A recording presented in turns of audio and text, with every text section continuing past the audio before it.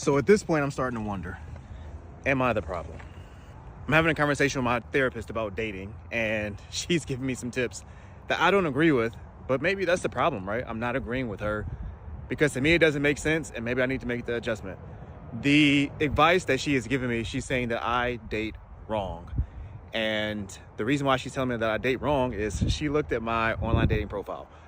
Backstory, a lot of my crazy dating stories come from online dating, which could be the problem as well. But hold on, I gotta stop this because I gotta take this call. All right, I'm back. Business call. Are we just not working on ourselves as a whole? Right? Because the reason why I'm disagreeing with my therapist is she wants me to adjust who I am and how I move to essentially cater to a group of people who are not, I feel like, accountable to themselves, right? So it's almost like you have to lower your standard and lower the way that you move, almost as like a protection mechanism to make sure that you're not attracting users or people who are unhealed or people who feel like they don't need to change, right? Insert whatever negative thing that it is. And so I'm curious to know about you guys' experiences, right? Because I'm going to start sharing more of these dating stories. And maybe it is the online dating thing, because I thought that online dating will help me meet a group of people that I don't traditionally meet in my day-to-day life, because I don't want to really date anybody in my circle, because I think that there's just one type of woman in there. And I need somebody a little more multifaceted. And maybe I'm wrong in that too. I don't know. But let me know. How was dating for you guys? For my married people, if you guys are watching this, right, like how long ago have you been married? Because my other theory is dating right now in this current culture, man, it's tough. But I'm not giving up, right? Because I know that Miss Johnson is out there. And when I do find her, I promise my TikTok page will change, because I'm celebrating this shit and loving this shit out of her for sure. But let me know, how is dating for you guys, right? Have you guys felt like you need to adjust your standard? Are you working on yourself?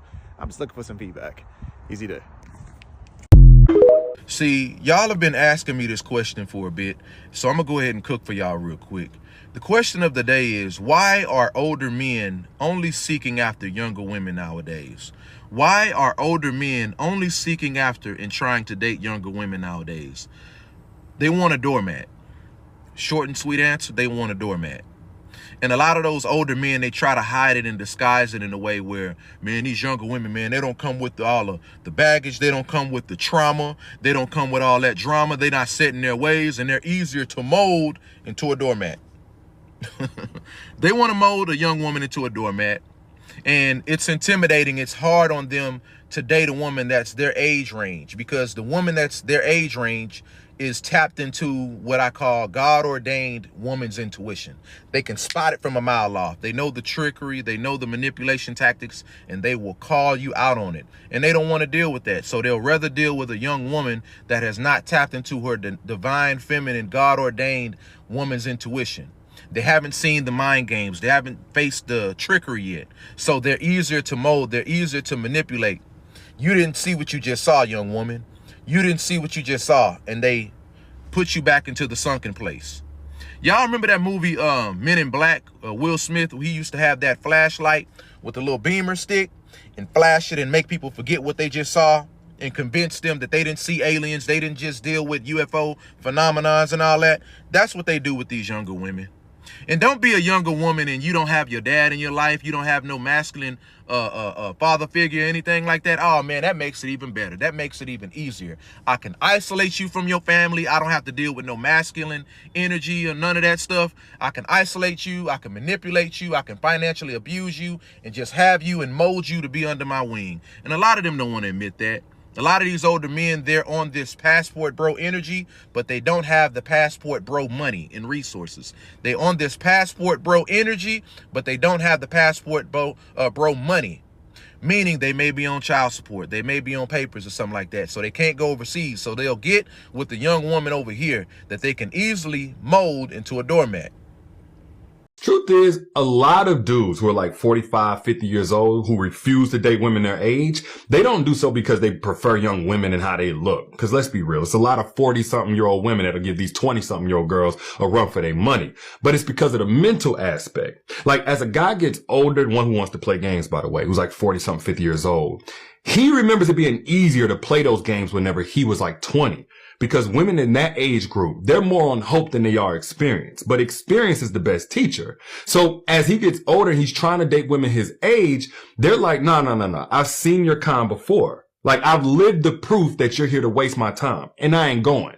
So now he gonna go out here talking about how he prefers younger women because older women his age are full of baggage and they're bitter. And it's like, nah, they ain't full of baggage and bitter. They have a BS detector, so they're harder to manipulate. And manipulative men don't like that. Men go through their own life stages. Men. I'm not talking about boys. Because you have some men that are 40 years old and they should already be in the king stage. King stage means that he's already financially stable. He's already at a place where he has built his home, or he is ready to build his home. He is ready to get married. This is the reason why I say if a man is 40 and over and he's not married, he's a no man, okay? 9 times out of 10, there's always exceptions, okay? But I'm talking about it as a general rule. If a man is 40 and over and he is not seriously dating somebody with the intentions of marrying her, he just been jumping from one relationship to another, he's damaged goods. Emotionally stagnant. He's stuck in the childish night stage. I'm going to share this tip with girls who are in their early 20s and they may be dating an older guy because older guys just seems to be attracted to them because you're so mature for your age. Don't be scared to ask him for some money. Don't be scared. The only reason why most older guys, I feel like they go for younger girls is because they know that younger girls don't really know their worth yet. So when he asks you how much you need to tell him nothing below $2,000. You need to tell him, I need $3,000, $4,000, $5,000, $6,000, $7,000. Yeah, you need it all. Older guys are under the impression that younger girls don't really have bills. But yes, you have bills. You got a business you need to start. You got school fees. You got books you need to buy. All of that. Never be scared to ask. Don't allow him to put you on your back and provide nothing for you and him tell you you're so mature and I love that about you. No, sir, you need some money. Tuition ain't free. Books ain't free. Looking good ain't free. You need all of that. When I tell you dating an older man is not for the weak, this is the first time in my life where I've had to step my own game up, where I'm recognizing my own blind spots in a relationship, where I'm learning so much about myself and what I'm capable of, and where I may or may not have opportunities to grow.